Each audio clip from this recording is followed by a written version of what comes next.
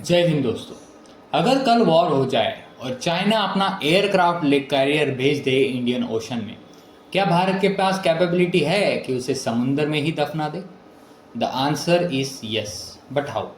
आज हम देखेंगे स्टेप बाय स्टेप स्ट्रैटेजी कैसे इंडिया एक चाइनीज एयरक्राफ्ट कैरियर को सिंक कर सकता है using missiles, submarine, satellites and smart warfare.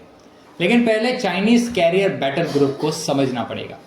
China के पास अब 3 ऑपरेशनल एयरक्राफ्ट कैरियर है, जिसके नाम है लियोनिंग, शैंडोंग और फुजियन। फुजियन फिलहाल अंडर ट्रायल है। एक एयरक्राफ्ट कैरियर अकेला कभी नहीं आता, उसके पास होते destroyer, frigate, submarine, anti submarine helicopters और AEW यानी कि अर्ली वार्निंग एयरक्राफ्ट। इसी कंप्लीट फॉर्मेशन को बोलते हैं कैरियर बैटल ग्रुप यानी कि CBG, जो फुल्ली डिफेंडेड और फ्लोटिंग फोर्ट्रेस होता है। लेकिन हर फोर्ट्रेस में होती है कमजोरी, जैसे कि साइज। ये इसीलिए ट्रैक किया जाता है सैटेलाइट्स के जरिए। प्रेडिक्टेबल पाथ, रिफ्यूलिंग और ऑपरेशनल पैटर्न के लिए इनका पाथ प्रेडिक्टेबल होता है। ये रडार और कमांड्स पे डिपेंडेंट होते हैं और ये बिलो एंड अबव में मोस्ट वर्नेरेबल होते हैं और ये बहुत ही एक्सपेंसिवली बनाए जाते हैं। तो अगर ये गिर गए तो मतलब ये मोनोबॉल पूरी तरह से तोड़ देंगे। अब इन्हीं एयरक्राफ्ट कैरियर से भिड़ने के लिए इंडिया के पास कुछ वेपन्स है। उसमें से पहला है ब्रह्मोस सुपरसोनिक मिसाइल और दूसरा है ब्रह्मोस ए यानी कि एयर लॉन्च, जो कि Su-30 MKI से फायर होता है और जिसकी लगभग रेंज 400 किलोमीटर से ज़्यादा है और इसको इंटरसेप्ट करना लगभग इम्पॉसिबल है।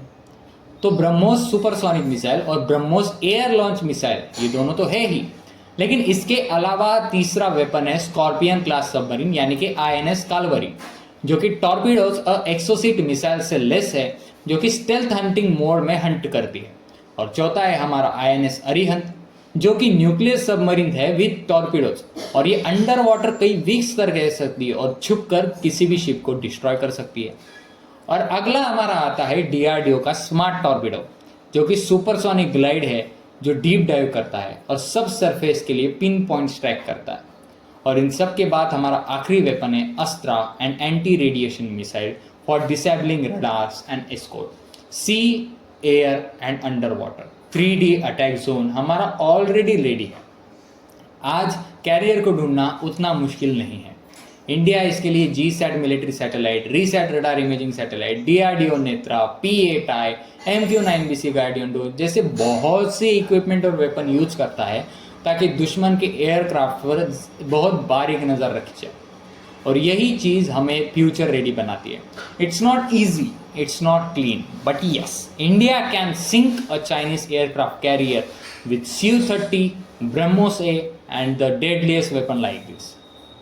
लेकिन एक एयरक्राफ्ट कैरियर लॉस होना चाइना के लिए स्ट्रैटेजिक ह्यूमिलिएशन होगा और मिलिट्री लॉस होगा और इंडिया का मैसेज क्लियर होगा कि Indian Ocean is our backyard, no entry without permission.